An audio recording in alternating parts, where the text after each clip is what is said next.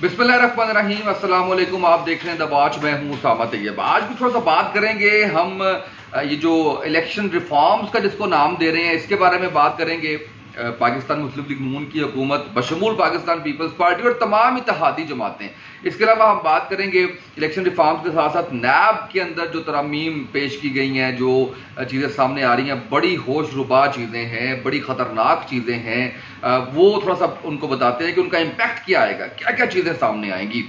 सबसे पहले तो मैं अगर आपको बताऊं कि जो इलेक्शन रिफॉर्म्स जिसको नाम दिया जा रहा है उसके अंदर ईवीएम के ऊपर इलेक्शन नहीं होगा, यानी इलेक्ट्रॉनिक वोटिंग मशीन के ऊपर इलेक्शन नहीं होंगे। ये बहुत बड़ा कंसर्न था उस वक्त भी इत्तेहादी जमातों का, उस वक्त भी इसके ऊपर इनकार कर रहे थे। मुझे याद है कि जो पार्टी इस वक्त हुकूमत में मौजूद है, ये उस वक्त इत्तेहादी थी पाकिस्तान तहरीक इंसाफ की, इन्होंने बड़ा इनकार किया था उस वक्त भी इस बात के ऊपर कि ये ईवीएम के ऊपर नहीं होना चाहिए, इलेक्शन करवा लिया उन्होंने। यानी आप घर बैठे होंगे और आपके नाम के ठप्पे जो है वो लगते चले जाएंगे इलेक्शंस के अंदर। बिल्कुल वैसे ही धांधली होगी, रिगिंग होगी। जो वही 35 पंक्चर वाला केस याद कर लें पाकिस्तान तहरीक इंसाफ का, तो ये धांधली का सिलसिला रुकने का नाम नहीं लेगा। दूसरी बड़ी इंपॉर्टेंट चीज ये है कि ओवरसीज पाकिस्तानीज के वोट खत्म कर दिए गए। ओवरसीज पाकिस्तानीज के वोट क्यों खतरनाक थे हमारे लिए? क्योंकि ओवरसीज पाकिस्तानीज आपके एक बड़ी मेजॉरिटी वो पाकिस्तान तहरीक इंसाफ का साथ देती है। वोट कितने हैं इनके 9 मिलियन वोट है, 90 लाख ओवरसीज पाकिस्तानीज का वोट है। अब 90 लाख में से अगर आप इसमें 50 लाख भी ऐड कर दें, अब ये इंपॉर्टेंट क्यों है? 2018 के जो इंतखाबात थे उनके अंदर पाकिस्तान तहरीक इंसाफ को जो वोट कास्ट हुए थे वो 1,69,00,000 वोट थे, 3,702 ये वोट थे जो कास्ट किए गए थे पाकिस्तान तहरीक इंसाफ के हक में। और पाकिस्तान मुस्लिम लीग नून को 1,29,34,589 वोट कास्ट हुए थे। अब ये अगर 50 लाख भी आप डालते हैं तो आप अंदाजा करें कि ये आपके 2 करोड़ से ज्यादा वोट जो है बन जाते हैं पाकिस्तान तहरीक इंसाफ पे। कैसे बर्दाश्त करती है ये वाली इंपोर्टेड हुकूमत? किस तरह से पॉसिबल होता? लिहाजा ओवरसीज पाकिस्तान का कोई वोट नहीं है, उड़ा दिया सारे मामले को।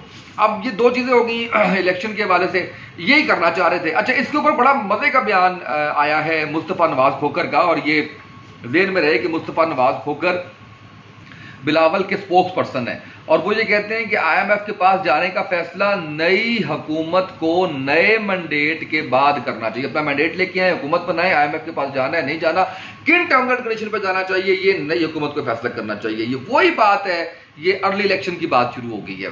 ख्वाजा आसिफ साहब ने कहा था कि अर्ली इलेक्शन हो सकते हैं, उन्होंने नवंबर दिसंबर की बात भी की थी उन्होंने। इसके ऊपर जरदारी साहब ने कहा था कि जब तक हम अपने अहदाफ मुकम्मल नहीं कर लेते, जब तक हम इलेक्शन रिफॉर्म नहीं कर लेते, नए इलेक्शन हो ही नहीं सकते। कहने वाले कहते हैं कि ख्वाजा आसिफ का क्या ताल्लुक है या क्या उसका लेवल है कि जरदारी साहब उसकी बात का जवाब। बड़ी इंपॉर्टेंट बात थी ये उस वक्त भी, यानी उस वक्त नहीं चाहते थे। अब जरदारी साहब और बिलावल साहब चाह रहे हैं इलेक्शंस हो जाएं, जो कुछ गेन करना था उन्होंने कर लिया। और जरदारी साहब की सियासत से किसको इनकार है? नून लीग किस बुरे तरीके से एक्सपोज होगी, ये देखना है आपने सारे मामले के अंदर। लिहाजा पाकिस्तान पीपल्स पार्टी तो चाहती है कि अब इलेक्शंस हो जाएं, लेकिन नून लीग नहीं चाहेगी कि इलेक्शन होगी, और इलेक्शन होंगे भी नहीं। उसकी वजह यह है कि 30 रुपए अगर आप पेट्रोल की कीमतों के अंदर इजाफा करते हैं तो इसका मतलब यह है कि आप इतने बेवकूफ तो नहीं है कि 6 दिन का जो अल्टीमेटम दिया है खान साहब ने, उसके बिना पे आपने 30 रुपए कीमत भी बढ़ा दी और उसके बाद आप कहते हैं कि अब इलेक्शन भी हो जाए और हमारे कंधों के ऊपर इसका बोझ है। ये नहीं होगा। इलेक्शन नजर नहीं आ रहे, कम से कम मुझे 6 माह तक इलेक्शंस नजर नहीं आ रहे। उस वक्त तक सूरत हाल कुछ डेवलप होती है, क्या बात बनती है, फिर उसके बाद की बात आएगी। गारंटी देने वालों ने किस किस को क्या क्या गारंटी दी हुई, ये वक्त बताएगा, चीज सामने आ जाएगी। मैं फैक्ट्स थोड़ा सा आसान करके आपको बता रहा हूं कि असल मामला जो है वो जा कहां पे रहे हैं। अच्छा, अब आगे आ जाए आप नैब पे कवानीन के हवाले से। नैब पे कवानीन में क्या तब्दीलियां की जा रही हैं, क्या तब्दीलियां की गई हैं, वो सुन लें जरा आप। सबसे पहले आप ये देखें कि जो 5 साल पुराना केस है वो बंदा इलेक्शन लड़ सकता है। पहले ये 10 साल था, 10 से इसको 5 साल कर लिया। सारी चीजें वो अपने आप को जो है वो किए जा रहे हैं, अपने आप को फायदा दिए जा रहे हैं। अच्छा, उसके बाद आगे चलें जी। उसके बाद जब एसेट्स की बात की गई है, एसेट्स को वो ये कहते हैं कि आपके अपने नाम के साथ जो बेनामी अकाउंट्स हैं उनकी बात तो ठीक है, लेकिन आपके बीवी बच्चों के नाम पे, आपके दोस्तों के नाम पे आपने जो कुछ करना है आप करते रहे, नैब उसको नहीं पूछेगी। ये बेनजीर शाह ने इसके ऊपर डेफिनेशन भी शेयर की है, ऑर्डिनेंस 1999 नैब ऑर्डिनेंस के मुताबिक, जिसके अंदर लिखा हुआ है his her spouse relatives associates. अब सिर्फ आप उसके जो है वो जिम्मेदार हैं, यानी यहां से भी बचा लगे। वो जो मकसूद चपड़ासी का केस है, 4 अरब की जो ट्रांजैक्शन हुई थी हमजा शहबाज साहब के जो बेनामी अकाउंट्स हैं, वो वाले केस भी आपको सारे खत्म हो जाएंगे। नैब के दायरा इख्तियार से वो केसेस बाहर निकल जाएंगे। आगे चलें, आगे देखें। इसके अंदर विफाकी और सूबाई जो आपके टैक्स के जो मामलात हैं उसके अंदर एफबीआर से कोई जो है वो केस नैब के अंदर नहीं आएगा। एफबीआर उसको देखेगा, नैब नहीं पूछ सकता। नैब के दायरा इख्तियार से इस चीज को बाहर निकाल दिया गया, यानी आपने आपके टैक्स के जो भी मामलात हैं वो अब इससे आपके जो है वो बाहर। अच्छा, तरक्याती मंसूबों के बारे में आप कोई सवाल नहीं कर सकते, नैब का दायरा इख्तियार से निकाल देगा। 56 कंपनियां आपको याद होंगी शहबाज साहब की, वो 56 कंपनियों का जो केस था, वो जो आपने तरक्याती मंसूबे किए, जो आपने करप्शन की, अब नैब उसके बारे में नहीं पूछ सकता। खुल के करें, 56 की बजाय आप 200 करें आप कंपनी, कोई आपको नहीं पूछेगा, क्योंकि इंपोर्टेड हुकूमत है, हमारी हुकूमत है। अच्छा, इसके साथ साथ ये होता था कि जब केस चलता था, केस बनता था, फिर केस चलता था, तो गिरफ्तारी कर ली जाती थी। अब आप गिरफ्तार नहीं कर सकते, सबूत देंगे तो आप गिरफ्तार कर सकते हैं, अदरवाइज आप गिरफ्तार नहीं कर सकते। अच्छा जी, इसके बाद ये है कि रिमांड 90 दिन का था, जो 14 दिन कर दिया गया। इसके साथ साथ नैब के मुलजिम के पास अपील दायर करने का 10 दिन का टाइम था, क्योंकि हमें फेवर करता है इसलिए हमने उसको बढ़ा के 30 दिन कर दिया।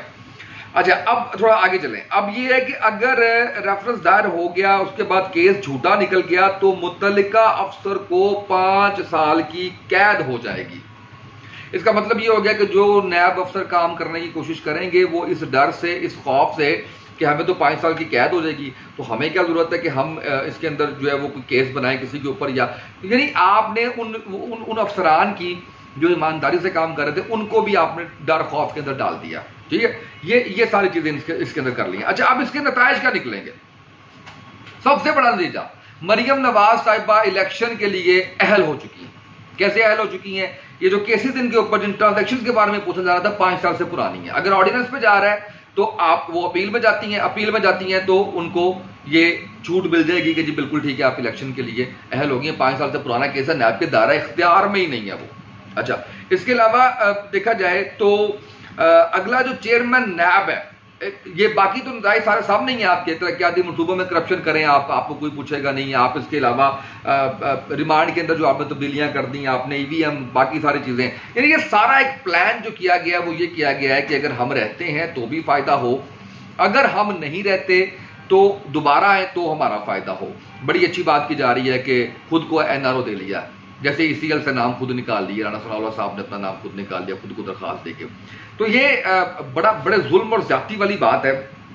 एक इसके अंदर चीज नतीजा आप खुद अखज कर लीजिएगा कि अगले चेयरमैन नैब के लिए जो बड़ा एक नाम आ रहा है सामने, वो जस्टिस रिटायर्ड बाकिर साहब का है, जो कि सिंध हाई कोर्ट के चीफ जस्टिस रहे हैं, और साथ ही साथ वो सुप्रीम कोर्ट के पैनल का भी हिस्सा था जिसमें काजी फायज ईसा का केस था। ये कुछ ऐसी हकीकतें हैं जो मेरा ख्याल हमें पता चलनी चाहिए कि नैब के अंदर जो तब्दीलियां लाई गई हैं उसका इम्पैक्ट क्या आएगा, और उसके साथ साथ ये जो नैब से हटके अगर बात की जाए तो ईवीएम इलेक्शंस के ऊपर इसका क्या आएगा। बहरहाल मैंने आपको जो कैलकुलेशंस बताई थी इलेक्शंस के हवाले से, वो तो कैलकुलेशंस थी 2018 के इलेक्शन के अंदर। अब मैंने आपको जो फिगर बताई थी वो 2018 के इलेक्शन के हवाले से है। उस वक्त की पॉपुलैरिटी खान साहब की और अब की उनकी मकबूलियत, उसमें जमीन आसमान का फर्क है। मैं तो सिर्फ आपको वो 90 लाख कैलकुलेट करके बता रहा था कि 50 लाख भी आप कह दें कि लोग वोट कास्ट करते हैं अगर पाकिस्तान तहरीक इंसाफ में, तो कहां से कहां आ जाएगी। 2 करोड़ से ऊपर उनके वोट जो है बढ़ जाएंगे, जबकि अगर बाकी लोग जो इस वक्त सपोर्ट कर रहे हैं वो उनके साथ आ गए तो सूरत हाल कहां की कहां जाएगी।